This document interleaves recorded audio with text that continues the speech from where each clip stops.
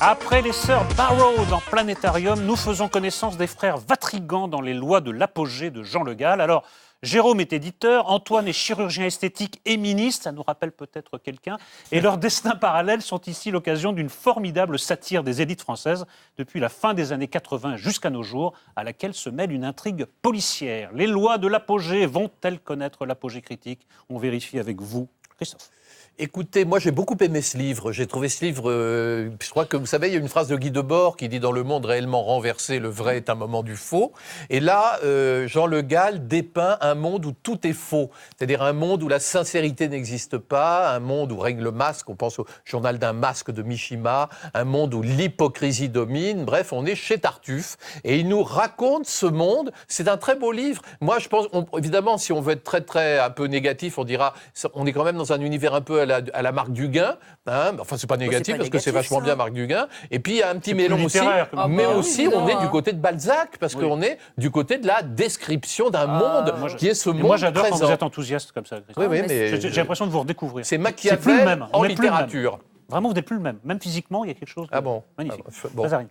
Ouais, mais alors c'est marrant parce que moi j'ai adoré le livre. Hein. Ah oui. Mais le livre lui-même ne se prend jamais au sérieux. C'est-à-dire qu'on est dans un dandisme au carré, quoi. Ah oui, c'est une charge littéraire.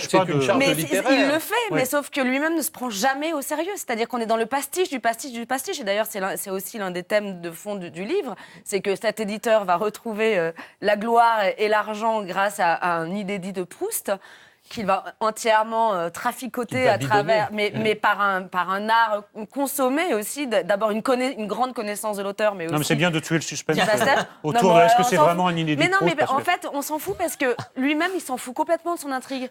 Je veux dire, à la fin... Je dirais pas ça, moi. Mais non, mais c'est vrai.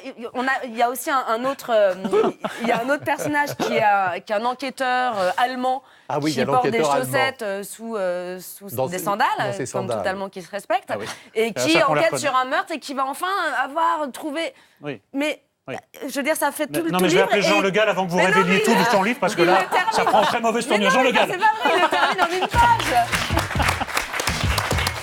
Bonjour. Prenez place. Merci. Alexandra aussi a lu votre livre, mais je voudrais savoir si vous en foutez vraiment que Mazarine ait révélé que l'inédit de Proust est bidon. C'est assez bien vu, parce qu'effectivement, c'est pas un ressort essentiel de l'histoire et de ce que j'ai entrepris d'écrire. Non, effectivement, je sous-estime un peu l'intérêt et le suspense associé à Mais d'ailleurs, c'est amusant parce que c'est ce qui rend très difficile l'argumentaire, et la carte de couve, parce que forcément, on raconte une histoire dans une carte de couve et ça ne rend pas du tout justice à l'endroit où se positionne votre livre en termes littéraires. Je trouve qu'il y a un exercice littéraire. C'est à la fois passionnant, mais c'est Ouais. d'abord un exercice littéraire qui se joue de la littérature en permanence, et pas toujours de façon ironique, hein, mais qui la manie avec une intelligence et une dextérité assez extraordinaire. C'est pas ce qu'on répond à ça, Jean Le Gall. Non, mais c'est vrai que je suis assez spécialisé dans l'invendable, puisque je suis éditeur à côté avec un bilan financier qui est lui-même une œuvre à lire. Les livres invendables sont très bien, parce que c'est vrai que vous vous occupez des éditions Séguier, qui font des choses très raffinées, très particulières. Comme dans le livre. Un peu comme dans le livre, c'est vrai. Voilà, à ceci près que Jérôme Vatrigan est un éditeur de littérature. Oui. Et qu'en tant que tel, je n'en publie pas. Je publie des biographies, des essais, même s'il y a notion de littérature, on sait tous. Et autre différence, flou, mais bon, mon cher Jean Le Gall, autre différence, si vous vous piquez de sortir maintenant un inédit de Proust, ça va, je pense que ça va se voir. Ça va se voir. Alexandra. Non, mais moi, j'ai bu du petit lait, mais par citernes entières.